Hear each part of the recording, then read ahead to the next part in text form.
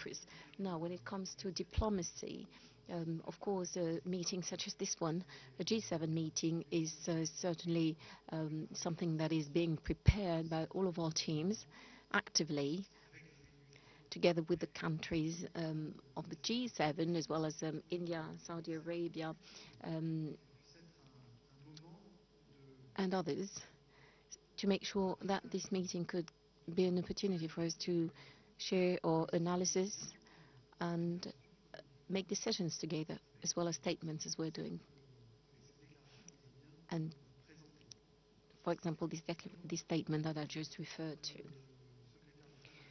So the Secretary of State, Marco Rubio, well, I've been in contact with him regularly since the beginning of the crisis, and he's very well aware of the high level of involvement, mobilization of France.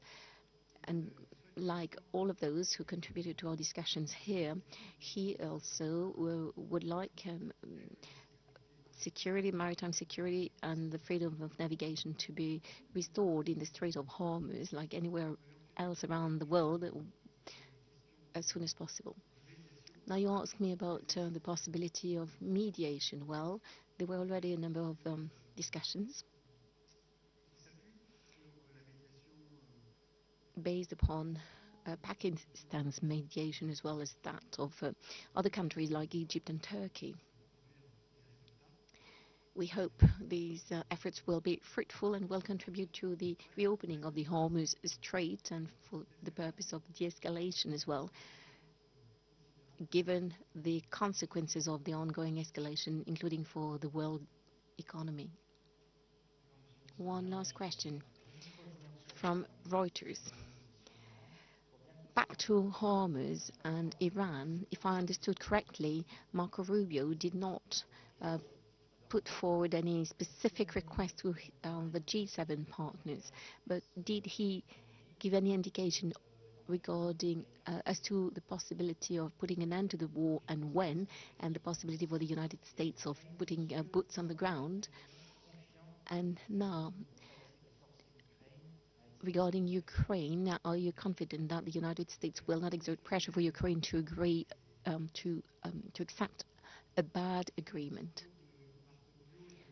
Regarding what Marco Rubio said, I can't speak on his behalf, and I invite you to read his statements. And if you're extremely interested in these questions,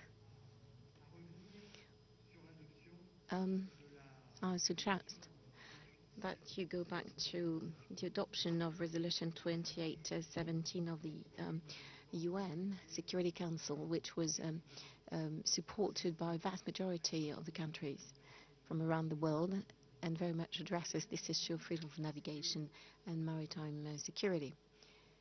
It is important to properly understand that they are both territorial waters which somehow are under the jurisdiction of the states, and international waters which are common good. And this allows trade around the world.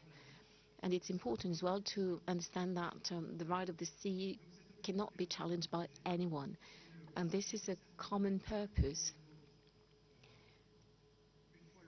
And once things have calmed down, or once the United States military objectives are met, and it will necessarily require an escort system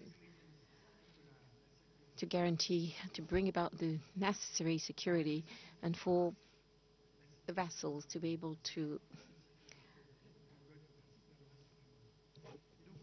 go through the Strait of Hormuz and around the world. So one way or another, this international mission that was suggested by President Macron will have to be put in place in compliance with international law and the law of the sea. This is what we would like to work on. You also asked about Russia and Ukraine. What I can tell you is that we also shared a common analysis of the facts. First of all, Russia had already failed from a military point of view as well as economic one. The so-called special operation that was meant to last for a few days or a few weeks failed against the resistance by Ukraine's force. Next, Russia lost some 1 million soldiers, and this is the highest toll since the Second World War for Russia. And recently, Ukraine has been regaining more territory than Russia took from Ukraine.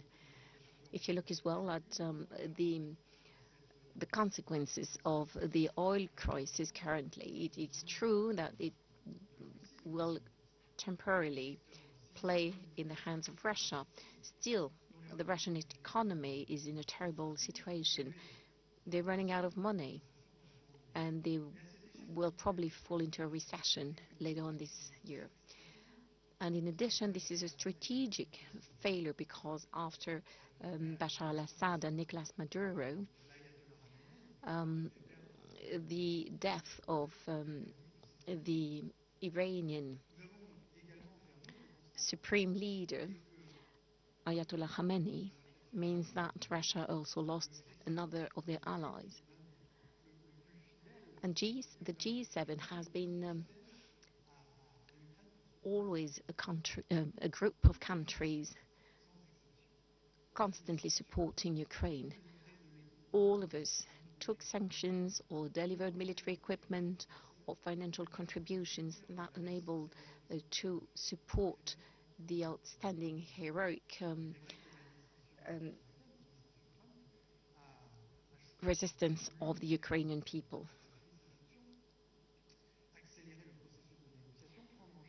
So there are some ongoing. Europe continued to play a role, and a greater role, to support Ukraine, including thanks to this 90 million euro loan, which will support Ukraine financially for a number of years, and thanks as well to the coalition of some 32 countries, so that when the peace comes, it can be guaranteed as well. So we took stock of all of this, and we already had the statement by the heads of state and government on the 24th of February, and we decided here to continue to re-express our support to Ukraine. Thank you.